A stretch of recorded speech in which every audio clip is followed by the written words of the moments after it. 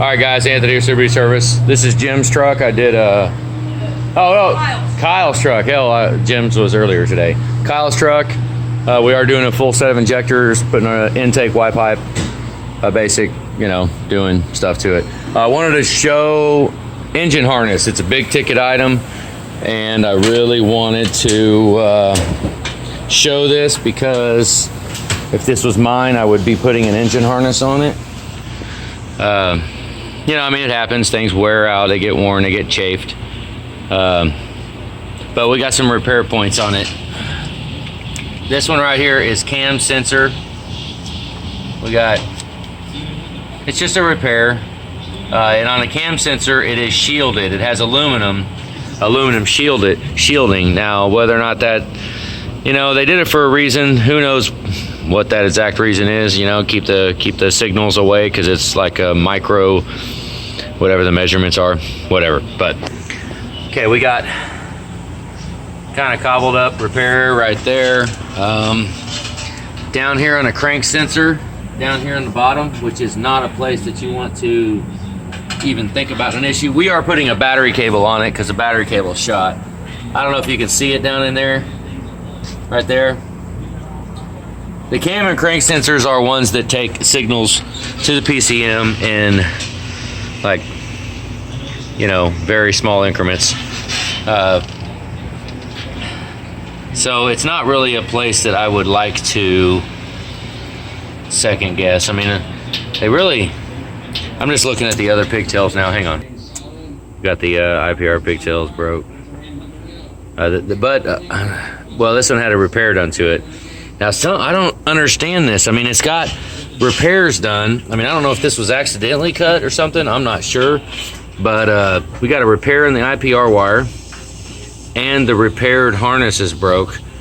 Then we got the repair down on the crank sensor. It's just, let's see what the oil temp sensor looks like. Okay, see, they're not really chafed.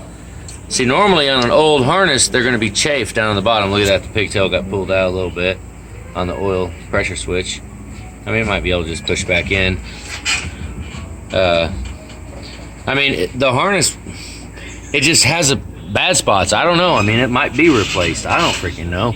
It's hard to tell by age, how old something is. I don't know. What I'm getting at is I'm not sure whether to suggest complete replacement, but I can tell you what, look, that one's like melted together. It's fused together. I could pull it apart, but there you go. But I don't know why it's so crooked like that and not, just not very good. Who knows? When it comes to cam and crank sensors, I'm telling you what, they'll kill the truck. It'll stop it dead in its water. Dead, just stop, done. It'll shut off. Truck won't run without it. So, same with IPR valve. So, VGT looks okay. I don't know, guys.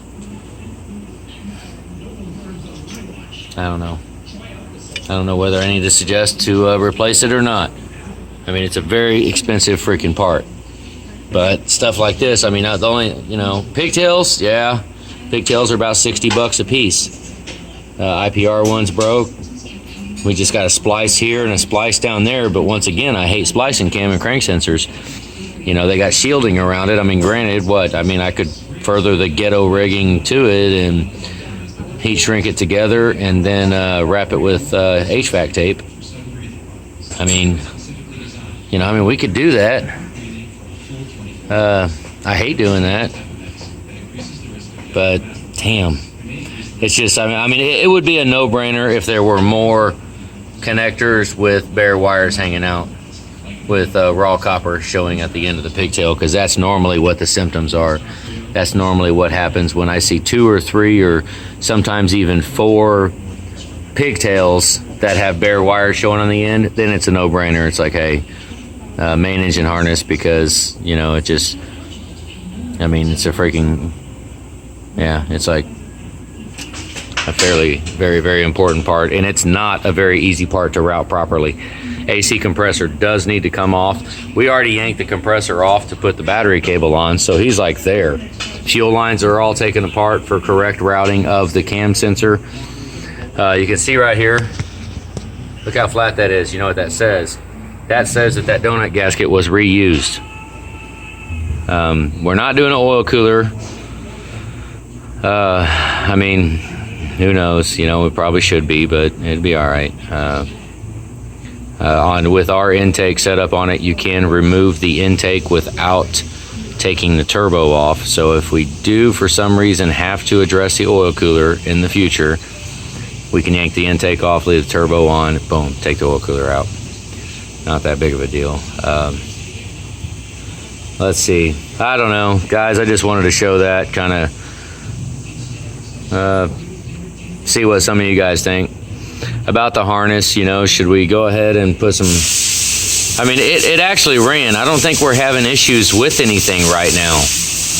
But when we get this far down into a repair, I try to not overlook anything. You know, I mean, that I would have to be blind to overlook that. And then down on the crank sensor is another one. I don't know if you see it right there. See it covered with oil. So looks like it does have a new AC compressor. Let's see. I don't know. Just showing stuff around. If I mean, it's borderline. I mean, as far as a main engine harness, I guess this truck had a fire, electrical fire at some time. So I don't know. I mean, I don't know. I don't understand why this is cut right here and why the crank sensor is cut down on the bottom.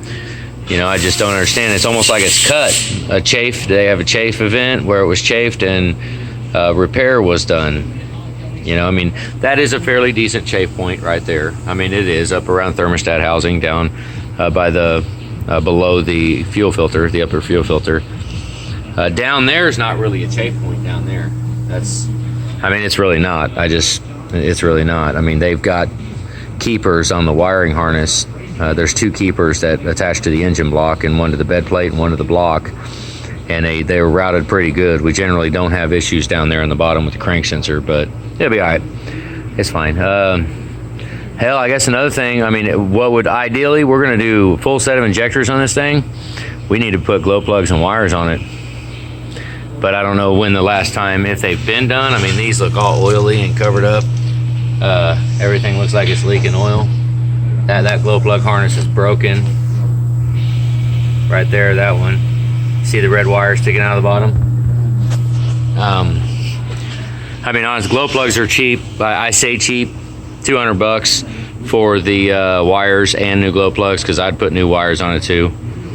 And honestly, most of the time, hey, this looks like it had a full, well, I don't know where the Fickum harness is, but honestly, if we are going for main engine harness replacement, I severely push the Fickum harness too. If you're going to put half the harness on, if you're going to put the main engine harness on, I mean, it is a real good time to do the Fickum harness too. If you're going to do one, do them both.